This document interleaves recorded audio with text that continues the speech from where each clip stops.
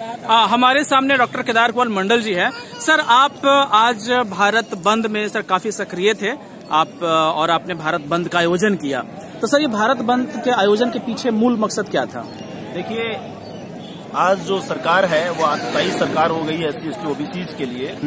वह हमारे हितों की रक्षा नहीं कर पा रही है, इसलिए हम लोगों ने भारत बंद का ये ऐलान किया था। भारत बंद जो है वो कई संगठनों ने इसका आह्वान किया है, उसमें मेरा भी संगठन है academic forum for social justice, उसके तरफ से भी ये बंद का आह्वान था। क्योंकि सरकार जो है वो अंधी हो गई है, बहरी हो गई है, गूंगी हो गई है, इसलिए उनको जगाना था। क्योंकि 13 पॉइंट रोस्टर जो है वह इतना खतरनाक है, आप सोच नहीं पाएंगे। 13 पॉइंट रोस्टर अगर लागू होता है तो SC ST OBCs के लोग बिल्कुल ही फैकल्टीज में नहीं अपॉइंट हो पाएंगे।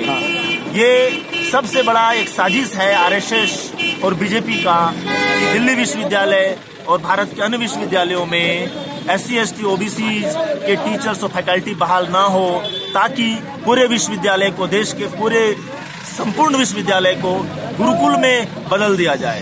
सर, आपका जो संगठन है academic forum for social justice, ये हमेशा से काम करते आ रही है आदिवासियों के लिए, शेड्यूल कास्ट के लिए, OBC के लिए। हम देख रहे हैं कि सर हाल में आदिवासियों पे दोहरा मार हुआ है। 13 पॉइंट रोस्टर में वो 14वें नंबर पे हैं, जो कहीं नहीं है। बहुत सारी यूनिवर्सिटी में वैकेंसी आई जिसमें कि आदिवासी 0 है, और साथ ही उनको जो फॉरेस्ट राइट एक्ट था उसके तहत उनको रहने का अधिकार भी छीन लिया गया है। तो सर, आपका जो है मतलब इसमें फर्दर क्या एक्शन होगा? फर्दर एक्शन यही है कि कल सरकार की कैबिनेट की अंतिम बैठक है। सरकार वो क्या करने जा रही है ना, क्योंकि आज पूरा भारत बंद था और सफल भारत बंद रहा, है ना। इसके लिए हम पूरी भारत देश की जो जनता है उसको हम धन्यवाद कहना चाहेंगे कि हमारे मुद्दों के साथ वो खड़े हुए और उन्होंने बंद को सफल बनाने का काम किया। दूसरी बात है कि सरकार अगर हमारी बात नहीं मानती है तो हम आने वाले समय में इस सरकार को हराने का काम करेंगे लोकसभा में। अच्छा सर, ये जो विधेयक की जो बात की जा रही है कि हम विधेयक लाएंगे, तो सर आपकी डिमांड ये क्या है कि सरकार के पास शक्ति है कि वो 2 दिन अभी सर बच रही एक्सटेंड करके वो कानून लाए, क्योंकि विधेयक से क्या होगा? देखिए, ये सब आई वॉश होंगी सारी चीजें, क्योंकि अगर आज आप विधेयक की जो बात है, आज विधेयक ले आएगी, ठीक है।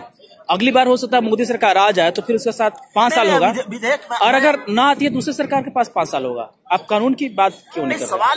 सवाल यही है कि ये सारी जो कवायद है वो अंतिम क्षणों में और अंतिम दिनों में क्यों हो रही है? सरकार अगर SC ST OBCs के मुद्दों पर अगर जागरूक थी तो 5 साल उनकी गवर्नमेंट रही है। 5 साल अगर रही है गवर्नमेंट तो उनको ये सारी चीजें बहुत पहले कर लेनी चाहिए थी, लेकिन उन्होंने ऐसा नहीं किया। कारण यह है कि इस पर वो सारे ये जनता की आई वॉश करना चाह रही है, वोट की पॉलिटिक्स है।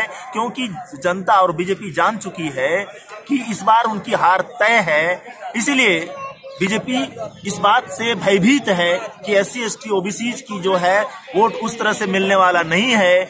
जब प्राइम मिनिस्टर मोदी ने कहा था कि मैं OBC हूं, और OBC ने उनको भरपूर वोट दिया था और उनको जिताया, पूर्ण मेजोरिटी दिया। सर, आपसे अंतिम सवाल, क्या जनता इतना जागरूक हो गई है कि अब अपने गुस्सा वोट के रूप में भी जाहिर करेगी?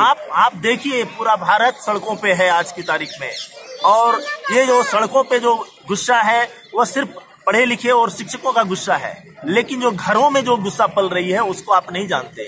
उन गुस्सों को अगर इंटेंसिफाई किया गया तो बहुत मुश्किल होगी सरकार को, और उन्हें हमारी बात माननी पड़ेगी। Okay, thank you sir. हमारे साथ थे एकेडमिक फोरम सोशल जस्टिस के प्रेसिडेंट, और साथ ही जो है आपने आज भारत बंद का कॉल दिया, काफी सफल भी रहा, और इसके साथ साथ दूसरे संगठन भी इसमें शामिल थे। आपका बहुत बहुत धन्यवाद।